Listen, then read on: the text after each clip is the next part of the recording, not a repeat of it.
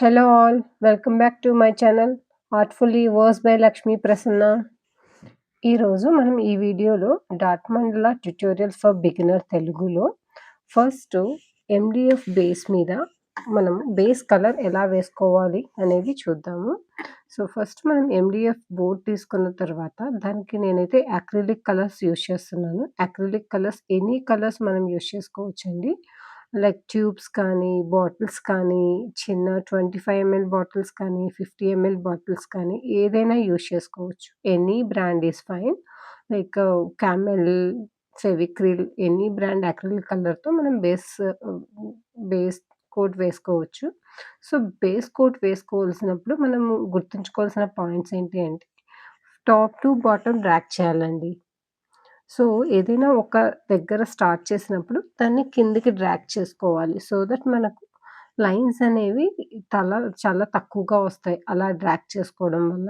మీరు చూస్తున్నారు కదా వీడియోలో నేను ఎడ్జెస్ అన్నీ కంప్లీట్‌గా కవర్ చేసేసి పైనుంచి కిందకి డ్రాగ్ చేస్తున్నాను. సో, నేనైతే ఈ మెథడ్ ఫాలో అవుతానండి. సో దట్ ఎక్కువ మనకు లైన్స్ కనిపించకుండా ఉంటాయి. నీట్‌గా వస్తుంది ఫినిషింగ్. వన్స్ మనకు బేస్ కవర్ చేసిన తర్వాత సైడ్ ఉంటుంది కదా! సైడ్ ఎడ్జెస్ కూడా నేను బ్లాక్‌తో కవర్ చేసేసాను.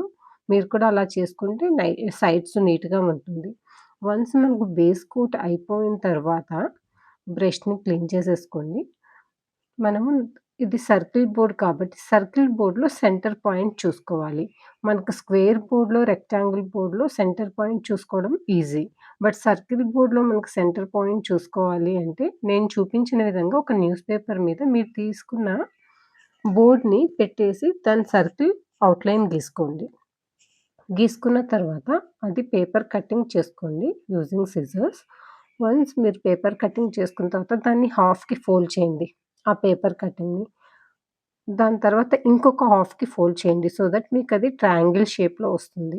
వన్స్ ట్రయాంగిల్ షేప్‌లో వచ్చిన తర్వాత దాని పాయింట్ ఉంటుంది కదా! ఆ పాయింట్‌ని స్మాల్ కట్ పెట్టండి. స్మాల్ కట్ పెట్టండి. ఎక్కువ పెద్దగా పెట్టొద్దు. పెద్దగా పెట్టినప్పుడు మీకేంటంటే హోల్ పెద్దదవుతుంది. మళ్ళీ సెంటర్ పాయింట్ మనం మార్క్ చేసుకునేటప్పుడు హ్మ్.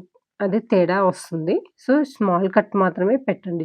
చూస్తున్నారు కదా! మీరు వీడియోలో నేనెంత స్మాల్ కట్ పెట్టానో అలాగే స్మాల్ కట్ పెట్టుకోండి. సో, మీరు ఆ తీసుకున్న పేపర్ కట్టింగ్‌ని అగైన్ మీ బోర్డ్ మీద పెట్టుకొని పెన్సిల్‌తో సెంటర్ పాయింట్‌ని మార్క్ చేసుకోండి.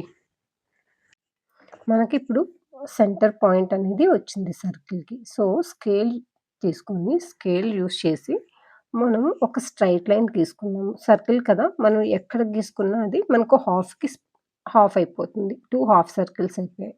వన్స్ 2 హాఫ్ సర్కిల్స్ అయిపోయాక సెంటర్ పాయింట్‌ని ఆ లైన్‌ని బేస్ చేసుకొని మనం ప్రొట్రాక్టర్ తీసుకొని ప్రొట్రాక్టర్ సహాయంతో పాయింట్స్ పెట్టుకుందాము. లైక్ 90 డిగ్రీస్ దగ్గర ఒక పాయింటు, అండ్ దెన్ 120 దగ్గర ఒక పాయింటు, 150 దగ్గర ఒక పాయింటు, 180 లైక్ సో, హాఫ్‌కి ఫస్ట్ నేను మార్కింగ్ చేస్తున్నాను చూడండి. యాక్చువల్‌గా ఈ బోర్డ్ సైజ్ చిన్నది కాబట్టి ప్రొట్రాక్టర్ సైజ్ పెద్దదయిపోయింది. సో, నేను ఎడ్జెస్‌కి పాయింట్ చేసుకొని మళ్ళీ పైన ఆ గుర్తుల్ని పెట్టుకుంటున్నాను.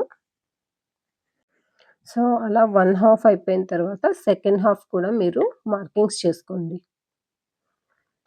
అయిపోయిన తర్వాత ఇటు సైడ్ మార్కింగ్‌ని, అటు సైడ్ మార్కింగ్‌ని డయాగ్నల్‌గా మనము జాయిన్ చేసుకోవాలి. వీడియోలో చూస్తున్న విధంగా డయాగ్నల్‌గా మార్కింగ్స్‌ని మనం జాయిన్ చేసుకోవాలి. సో, మనకి ఇప్పుడు ఏంటి అంటే సర్కిల్‌ని మనము డిఫరెంట్ పార్ట్స్‌గా డివైడ్ చేసుకున్నాము.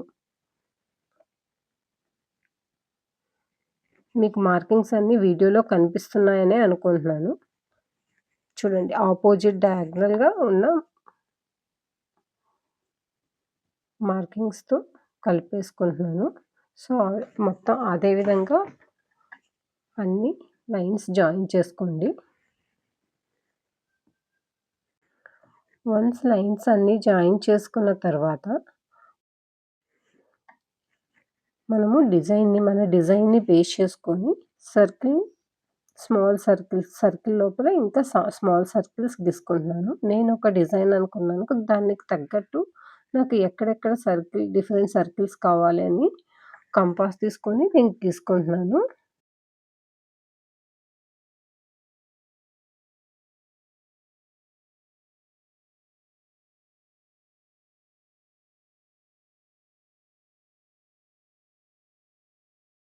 సో, ఈ విధంగా మీరు బోర్డ్‌ని టర్న్ చేస్తూ ఉంటే అక్కడ మనకు సర్కిల్ లైన్స్ కనిపిస్తాయి. ఈ విధంగా నాది చిన్న బోర్డ్ కాబట్టి నేను ఒక 2, 3 సర్కిల్స్ మాత్రమే డ్రా చేసుకున్నానండి. పెద్ద బోర్డ్‌కి తగ్గట్టు మన డిజైన్‌కి తగ్గట్టు మనకెక్కడెక్కడ సర్కిల్స్ కావాలి అని దాన్ని మనం ఫస్ట్ మార్క్ చేసుకొని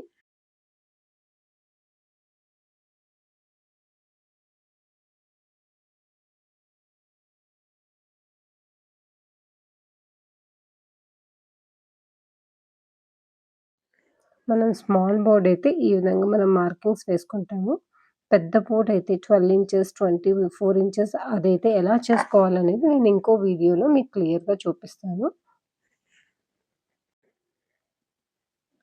సో, మన బోర్డ్ ప్రిపరేషన్ అయితే అయిపోయిందండి ఇప్పుడు. ఇది స్మాల్ బోర్డ్ కాబట్టి ఫాస్ట్‌గా అయిపోయింది.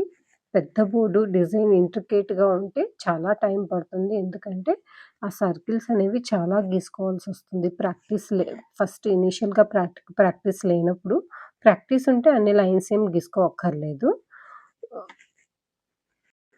నెక్స్ట్ వీడియోలో మనము డాట్ మండలాకి ఏమేం టూల్స్ కావాలి అనేది చూద్దాము. నేను నెక్స్ట్ వీడియోలో పోస్ట్ చేస్తాను. Thanks for watching. Thank you all.